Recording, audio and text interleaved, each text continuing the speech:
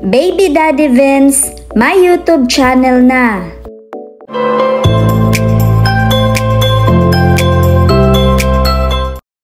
Opisyal na ngang inilunsad ni Daddy Vince ang kanyang YouTube channel na Daddy Vince Hizon at wala pang 24 oras ay meron na itong mahigit 4,000 subscribers.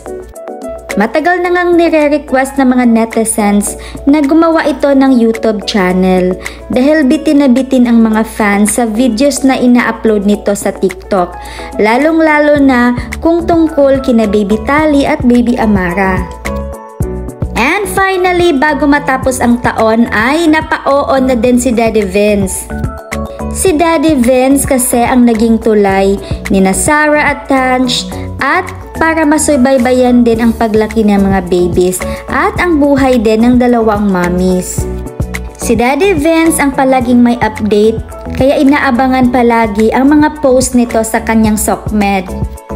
Aminado itong di pa marunong sa YouTube kaya short clips lang muna ang kanyang ina-upload ngayon, ngunit tiwala ang mga fans sa kakayahan ni Daddy Vince.